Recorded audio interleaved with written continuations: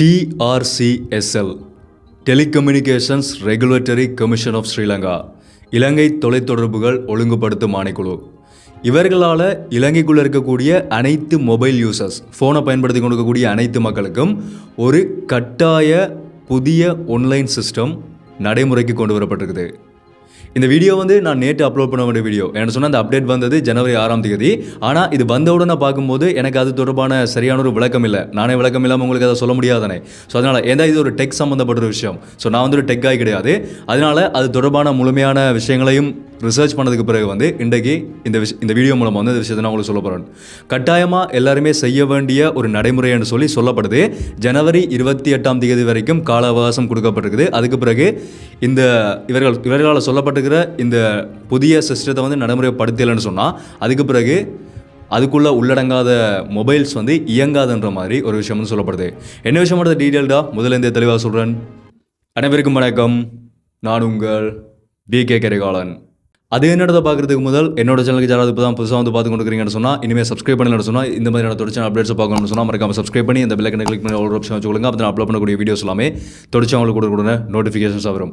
அதே மாதிரி யாராவது பர்சனலாக ஃபாலோ பண்ணி வச்சுக்கன்னு சொன்னாலும் இன்ஸ்டாகிராமில் போய் BK கரிகாலன் சர்ச் பண்ணி சொன்னால் ப்ரொஃபைல் வரும். அங்கே மறக்காம ஃபாலோ பண்ணிக்கொள்ளுங்க. இந்த வீடியோ லைக் பண்ணதுக்கு மறந்துடாதீங்க. வீடியோ கடைசியில் முடிஞ்ச வரைக்கும் எல்லாருக்குமே இந்த வீடியோ ஷேர் பண்ணி விட்டுருங்க. முதலாவது இந்த TRCSL கொண்டு வரப்பட்டிருக்கிற இந்த ஆன்லைன் சிஸ்டம் என்னென்னு சொன்னால் கட்டாய IMEI ரெஜிஸ்ட்ரேஷன் சிஸ்டம்.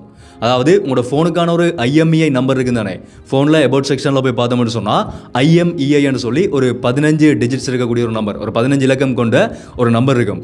அந்த நம்பர்ஸ் இலங்கையினுடைய இந்த TRCSL பதிவு செய்யப்பட்ட ஒரு இலக்கமாக இருக்கணும். அது எப்படி பதிவாகும்னு சொன்னால், இப்போ நீங்கள் வெளிநாட்டில் இருந்து ஒரு ஃபோனை கொண்டு வரீங்க, இல்லாட்டி இலங்கைக்குள்ளே ஒரு ஃபோன் நீங்கள் புதுசாக வாங்குறீங்கன்னு சொன்னால் அந்த ஃபோனை வாங்கினதுக்கு பிறகு சிம்மை நாங்கள் ரெஜிஸ்டர் பண்ணுவோம் தானே. ஒரு சிம்மை போட்டு நாங்கள் யூஸ் பண்ண ஆரம்பிக்கும் போது இது சிம் எனபிள் பண்ணக்கூடிய அனைத்து டிவைசஸுக்கும் பொருந்தும்னு சொல்லப்படுது. உதாரணமாக சொல்லப்போனால் எங்களோட ஃபோன், அதே மாதிரி டேப்லெட்ஸ், டொங்கிள்ஸ், ஒரு சில கம்ப்யூட்டர்ஸ், இது எல்லாத்துக்குமே இந்த சிம் ரெஜிஸ்டர் பண்ணக்கூடிய எல்லா டிவைசஸுக்கும் இந்த புதிய சிஸ்டம் பொருந்தும்னு சொல்லப்படுது. ஸோ அந்த மாதிரி நீங்கள் சிம்மை ரெஜிஸ்டர் பண்ணும்போது ஆட்டோமேட்டிக்காக உங்களுடைய IMEI நம்பர் அங்கே ரெஜிஸ்டர் பண்ணப்படும். நீங்கள் வெளிநாட்டிலேருந்து ஒரு ஃபோனை கொண்டு நீங்கள் யூஸ் பண்ணுங்கன்னு சொன்னால் அந்த ஃபோனுக்கு நீங்கள் சிம்மை போட்டு அதை நீங்கள் எனபிள் பண்ணும்போது அங்கே உங்களோட ஃபோன் அங்கே ரெஜிஸ்டர் பண்ணப்படும். அப்படி இல்லை நீங்கள் ஃபோனை வெளிநாட்டிலேருந்து இலங்கைக்குள்ளே கொண்டு வந்துட்டு அதை நீங்கள் யூஸ் பண்ணாமல் இருக்கிறீங்கன்னு சொன்னால் ஒருவேளை அது பதிவு செய்யப்படாததாக இருக்கலாம்.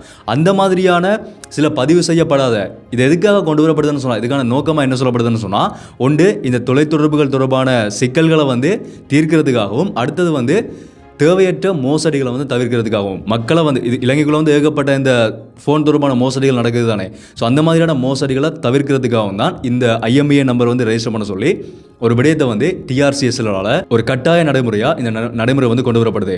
ஏன்னு சொன்னால் ஒருவேளை ஏதாவது ஒரு மோசடிகள் நடக்கும்போது இந்த IMEI நம்பரை வச்சுக்கொண்டு யாருன்றது ஈஸியாக அவர்களால் பிடிக்க முடியும். ஸோ அந்த மாதிரியான சில செயற்பாடுகளுக்காக, மோசடிகளை தவிர்க்கிறதுக்காக தான் இந்த நடைமுறை கொண்டு வரப்படுறதா TRCSL ஒரு அப்டேட் கொடுக்கப்பட்டிருக்குது. ஸோ அதுக்குள்ளே உங்களுடைய உங்களோட ஃபோனினுடைய IMEI அங்கே ரெஜிஸ்டர் பண்ணப்பட்டிருக்கான்றதை உங்களால் செக் பண்ண முடியும். எப்படின்னு சொன்னால், நீங்கள் உங்களோட SMS இருக்குது தானே, SMSக்குள்ளே போயிட்டு IMEI ஸ்பேஸ், இப்போ நீங்கள் ஸ்க்ரீனில் பார்க்குற இதே ஒரு ஃபார்மேட்டில் IMEIன்னு சொல்லி டைப் பண்ணிவிட்டு ஸ்பேஸ்ன்றதையும் இதே அரோவோட உள்ளுக்குள்ளே டைப் பண்ணணும். டைப் பண்ணிவிட்டு அடுத்ததாக உங்களோட அபவுட் செக்ஷனில் இருக்கிற உங்களோட ஃபோனினுடைய IMEI அந்த 15 நம்பரை காப்பி பண்ணி இங்கே கொண்டு பேஸ்ட் பண்ணிவிட்டு நீங்கள் 1909 என்ற நம்பருக்கு நீங்கள் SMS பண்ணிங்கன்னு சொன்னால் IMEI அங்கே ரெஜிஸ்டர் ஆகிருந்துச்சுன்னு சொன்னால் சர்வீஸ் IMEIன்னு சொல்லி ஒரு மெசேஜ் வரும். ஸோ நான் செக் பண்ணி பார்த்தேன், எனக்கு அப்படி தான் வந்தது.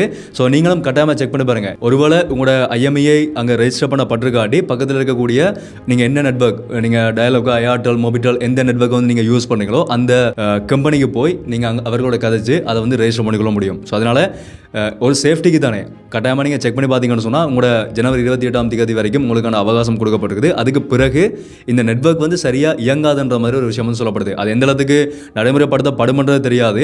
ஆனால் எதுக்கும் நாங்கள் சேஃப்டிக்கு ரெஜிஸ்டர் பண்ணி வச்சுருந்தோம்னு சொன்னால் எங்களினுடைய நன்மைக்காக அது ஒரு நல்ல விஷயமா இருக்கும். அடுத்த விஷயம் என்னென்னு சொன்னால், இந்த TRCSL சொல்லப்பட்ட இன்னொரு முக்கியமான விஷயம், இனிமேல் TRCSL விற்பனை அனுமதி பெற்ற விற்பனையாளர்கள்ட்ட இருந்து மட்டும்தான் நீங்கள் ஒரு ஃபோன் வாங்குறதா இருந்தாலும் சரி, இல்லாட்டி இதோட சம்மந்தப்பட்ட இந்த சிம் எனபிள் பண்ணக்கூடிய எந்த டிவைசஸ் வாங்குறதா இருந்தாலும் அவர்களால் அனுமதிக்கப்பட்ட விற்பனையாளர்கள்ட்ட இருந்து மட்டுமே உங்களினுடைய அந்த சாதனங்களை வந்து பெற்றுக்கொள்ளலாம் என்று சொல்லி பெற்றுக்கொள்ள வேண்டும் என்ற மாதிரி ஒரு கட்டாய நடைமுறை வந்து சொல்லப்படுது. என்ன சொன்னால் அந்த டிவைசஸுக்கு மட்டும்தான் IMEI நம்பர் வந்து அங்கே ரெஜிஸ்டர் பண்ணப்பட்டிருக்கும். அதே மாதிரி நீங்கள் வெளிநாடுகளில் இருந்து ஃபோனை இலங்கைக்குள்ளே இறக்குமதி செய்தாலோ இல்லாட்டி கொண்டு வந்தாலோ பதிவு செய்துட்டு தான் அதை வந்து கொண்டு வரணும். அது வந்து பதிவு எதுக்குள்ளெல்லாம் உள்ளடங்கம்னு சொன்னால் சுங்க திணைக்களம், அதே மாதிரி இலங்கையினுடைய ஏற்றுமதி இறக்குமதி கட்டுப்பாட்டாளர்களுடைய அரச அலுவலகங்கள் இவர்களுடைய நடைமுறைகள் எல்லாத்தையுமே தாண்டி தான் அந்த டிவைஸ் வந்து நாட்டுக்குள்ளே உள்ளே கொண்டு வரப்படணும் என்ற மாதிரி வந்து இந்த விஷயம் வந்து சொல்லப்படுது. ஸோ இது வந்து நிறைய விடயங்களை வந்து நிறைய கட்டுப்பாடுகளை உள்ளடக்கி தான் இந்த நடைமுறை கொண்டு வரப்பட்டிருக்குது. ஆனால் இது எவ்வளவு காலத்துக்கு நடைமுறைப்படுத்தப்படும்ன்றதும் இங்கே வந்து ஒரு கேள்வி. ஏன்னா கடந்த காலங்களில் இந்த மாதிரியான ஒரு சில சிஸ்டங்கள் கொண்டு வரப்பட்டது, பிறகு வந்து அது சரியான முறையில் நடைமுறைப்படுத்தப்படலை. ஸோ இதன் மூலமாக சிலவளது எதிர்காலத்தில் நடைமுறைப்படுத்தப்படலாம், இல்லாட்டி நடைமுறைப்படுத்தப்படாமலையும் அந்த கடந்த காலங்கள் மாதிரியும் சிலவள போகலாம். ஆனால் ஜனவரி 28ஆம் தேதிக்குள்ளே அது ரெஜிஸ்டர் பண்ணப்படலைன்னு சொன்னால் ஒருவேளை அது இவர்கள் சொல்கிற மாதிரி நடைமுறைப்படுத்தப்படுமா இருந்தால் அதுக்கு பிறகு அந்த டிவைசஸ் வந்து ஒர்க் ஆகுதுன்றதுக்காக முடிஞ்ச வரைக்கும் எல்லாருமே ரெஜிஸ்டர் பண்ணுறது தான் நல்லதுன்றது என்னுடைய ஒரு தனிப்பட்ட ஒரு கருத்து.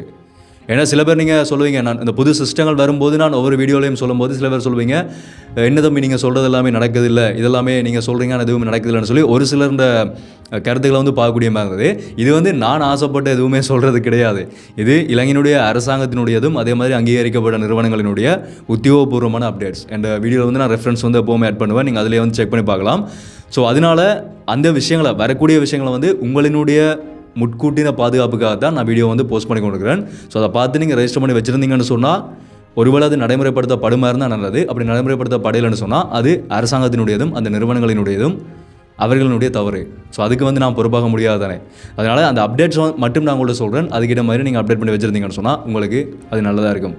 ஓகே, அடுத்த இன்னொரு முக்கியமான விஷயம் என்னென்னு சொன்னால் இந்த க்ளீன் ஸ்ரீலங்கா திட்டம் இருக்குது தானே. க்ளீன் ஸ்ரீலங்கா திட்டம் வந்து இப்போ இந்த புதிய ஜனாதிபதி அனுரகுமார் திசாநாயக்க அவர்களினுடைய ஆட்சிக்கு எதிராக ஒரு சில மக்கள் திரும்புகிற மாதிரி சில பேரோட கருத்துக்களை வந்து பார்க்கக்கூடிய மாதிரி இருக்குது.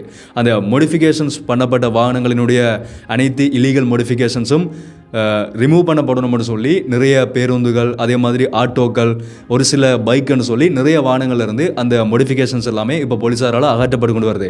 ஸோ அதை பார்த்துட்டு சில பேர் என்ன சொல்கிறார்கள்னு சொன்னால் முக்கியமாக அந்த வாகனத்தினுடைய சாரதிகள், அதே மாதிரி அந்த பொருட்களை விற்பனை செய்யக்கூடிய விற்பனையாளர்கள் என்ன சொல்கிறார்கள்னு சொன்னால் புதிய அரசாங்கத்துக்கு நாங்கள் வேறு ஏதோ எதிர்பார்த்து நாங்கள் ஓட் பண்ணினோம், ஆனால் அவர்கள் செய்யக்கூடிய செயற்பாடுகள் வந்து வேறு ஏதோவாக இருக்குது, சம்மந்தமே இல்லாமல் இந்த மோடிஃபிகேஷன்ஸ் எல்லாத்தையும் எதுக்காக ரிமூவ் பண்ண சொல்கிறார்கள் என்ற மாதிரி வந்து என்னென்னு சொன்னால் நாங்கள் வந்து ஒரு நல்லாட்சி அரசாங்கத்துக்காக தான் ஓட் பண்ணினோம், ஆனால் அவர்கள் அதை செய்யாமல் இதெல்லாம் செய்து கொண்டிருக்கிறார்கள்ன்ற மாதிரி ஒரு சில கருத்துக்கள் வந்து வாரத்தை வந்து பார்க்கக்கூடிய மாதிரி இருக்குது. இன்னொரு பக்கமாக இது சரியான செயற்பாடுன்ற மாதிரி தான். ஏன்னு சொன்னால் நான் கடைசி வீடியோவில் சொன்ன அதே விஷயம் தான்.